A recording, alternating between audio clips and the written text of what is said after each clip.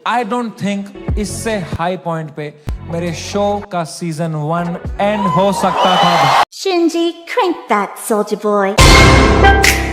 Soldier boy tough. आज के दिन मेरे फीड में सिर्फ 3 लोग हैं, आदित्यधर, करण औजला और समय रैना।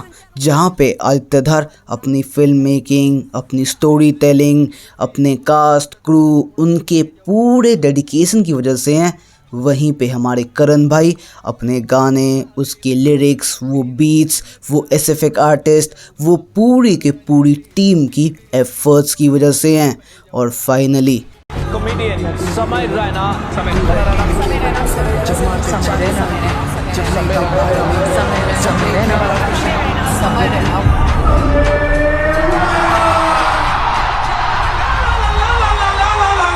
समय रैना, जिसे बैकग्राउंड म्यूजिक की भी ज़रूरत नहीं है। सो व्हाट्स अप एनीमे का full form all nerds having interest in mature entertainment. तुम बच्चे बियो कैसे हो भाई? तुम इस इंट्रो को देखो, इसके अंदर जो कलर्स, जो टेक्स्ट, जो साउंड, जिस तरीके का पूरा वॉइस यूज़ हुआ है वो तुम्हें ट्रिगर करता है। पास्ट में जो हुआ वो सारी मेमोरीज वापस से रिकलेक्ट करने में मदद करता है। तुम्हारे अंदर एक पर्सपेक्टिव, तुम्हारे अंदर अवेयरनेस, अलर्टनेस और हाइपर अवेक करने में तुम्हें पूरे तरीके से खोल देता है। और जैसे ही तुम समय रैना को आते हुए देखोगे, उसकी बॉडी लैंग्वेज, उसका गेस्चर, उसके बात करने का तरीका, और मैं यहाँ मजाक नहीं कर रहा हूँ, उसके शर्ट के कलर से लेके पीछे की लाइटनिंग, सब कुछ एक तरीके का मैनिपुलेशन ही था। ये साइकोलॉजी है। ये पूरी की पूरी वीडियो एक सबसे बड़ी न्यूरो साइंस की गिफ्ट है, क्योंकि तुम नहीं समझोगे पर ये सारे क्यूज एक एक करके तुम सबको वीडियो से जोड़ देते हैं। वो बंदा भी जानता है कि तुम क्यों आए हो, और तुम भी जानते हो कि तुम उससे क्या एक्सपेक्ट कर रहे हो, क्योंकि ये 2 घंटे की वीडियो नहीं बना रहा है, ये 1 घंटा 21 मिनट 1 सेकंड का स्टैंड अप खड़ा कर रहा है। और तुम इसकी बातों से, इसके पूरे मिजाज से समझ सकते हो कि बंदे ने ये प्लानिंग पूरा साल लेके की है, साल से ज़्यादा से करते आ रहा है। वो न्यूज़ आर्टिकल ना हो, वो पोस्ट ना हो, वो रील ना हो, वो थ्रेड या एक्स का कोई बहुत बड़ा मीम ना हो, बंदे ने हर एक चीज़ स्टडी की है। उसने देखा है कहाँ पे लोगों का टेंशन ज़्यादा है, किस सवाल पे लोगों का दबाव ज़्यादा है, लोग मुझसे क्या सुनना चाह रहे हैं, और बंदे ने इस चीज़ को स्टोरी टेलिंग के थ्रू बता दिया, अपने हेटर्स को ख़त्म कर दिया। और इससे डेंजर, इससे लीथल वेपन मैंने आज तक नहीं देखा।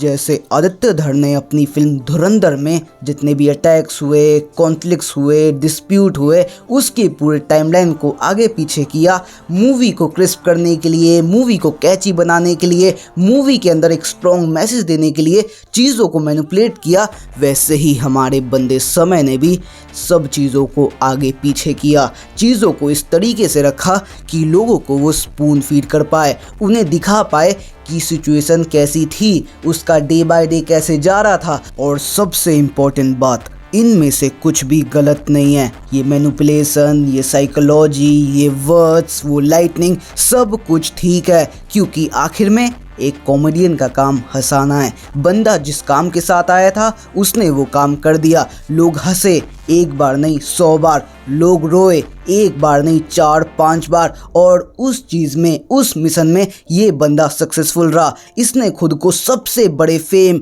सबसे अमीर, सबसे ज़्यादा डिलिबरेट, इस टाइप के बंदे से लेके ऐसा बंदा दिखाने तक की कहानी दिखाई, जहाँ पे उसके पास एक टाइम ऐसा आ रहा था जब कुछ भी नहीं बचता। और इन्हीं सब चीज़ों को कहते हैं सॉफ्ट मैनिपुलेशन।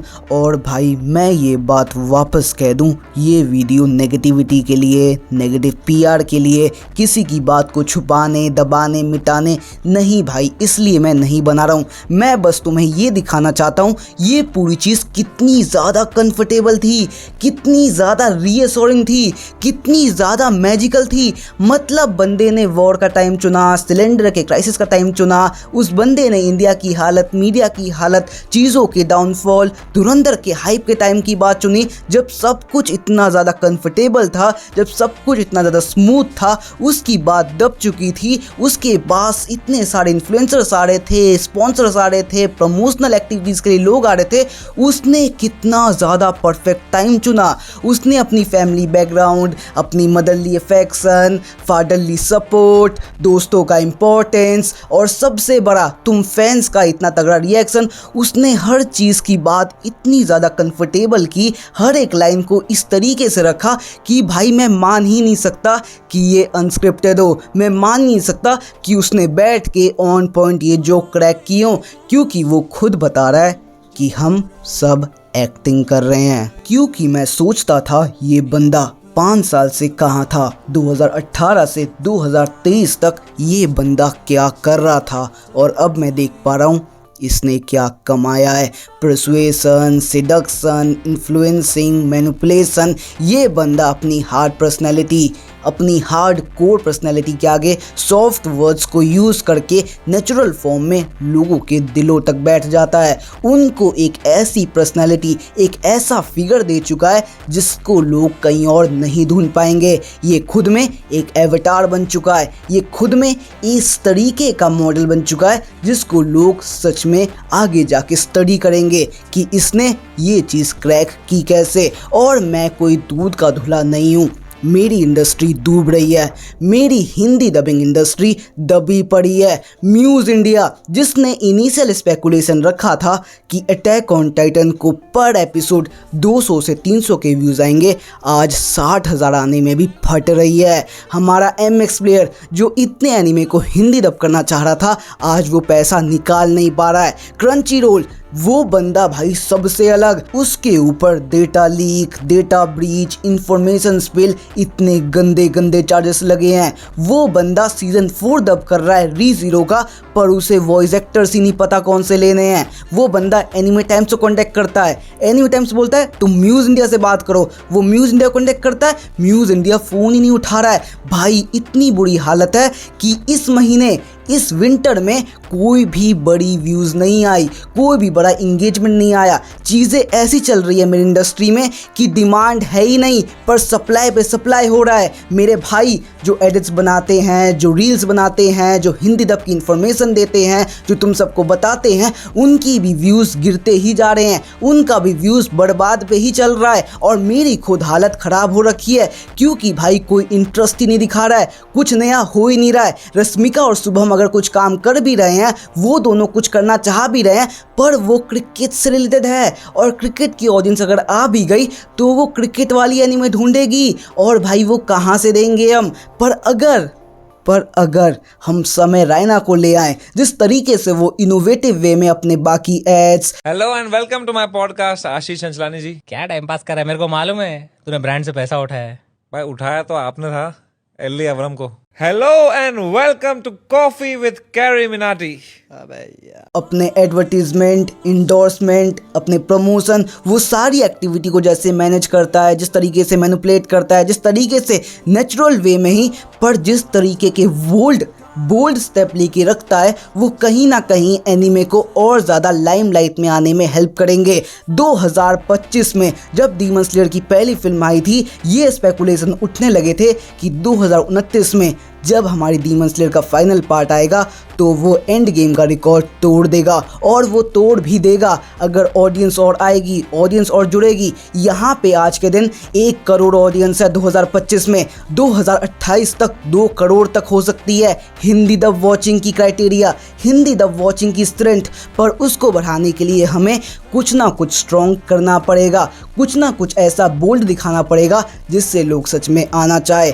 क्योंकि अच्छा बन के, अच्छा करके, अच्छा दिखा के हम बस यहीं तक रेंग पा रहे हैं, और जो हालत है उसे हम देख पा रहे हैं। इससे बुरा कुछ नहीं हो सकता, और मुझे लगता है कि समय रैना जैसा बंदा इस चीज़ को शायद बचा पाएगा। जहाँ पे तुम रश्मिका को, शुभम को इतना महंगा पैसा दे रहे हो, वहीं पे इस बंदे को दे के कुछ थोड़ा सा बेहतर करवा लो, कुछ थोड़ा बेटर करवा लो, शायद वो इस चीज़ को थोड़ा ही सही पर एक पुश दे दे, वरना ये इंडस्ट्री बचने नहीं वाली है। बाकी तुम क्या सोचते हो, तुम्हें क्या लगता है, तुम्हारा क्या मानना है, तुम्हारा कहना है इस पूरे मुद्दे मसले कहानी पे नीचे बता देना, क्योंकि समय भाई ने कमबैक कर लिया है, सीजन 2 अनाउंस कर दिया है, लोगों की फाड़ दी है और वो सिल भी नहीं पा रहे हैं। सो आज की वीडियो रैप करूंगा। उम्मीद करूंगा इस वीडियो ने तुम्हारी लाइफ में नई वैल्यू, नई लेसन, कुछ ना कुछ तो ऐड किया हो तो वीडियो को लाइक करो, चैनल पर नए आओ सब्सक्राइब करो, जितना हो सके शेयर जरूर करना यार। तो मिलूंगा अपने अगले ऐसे ही एक्साइटिंग वीडियो के साथ, तब तक के लिए जय हिंद, जय भारत, वंदे मातरम। 曖昧な言葉なんかじゃ何一つ叶わない別れ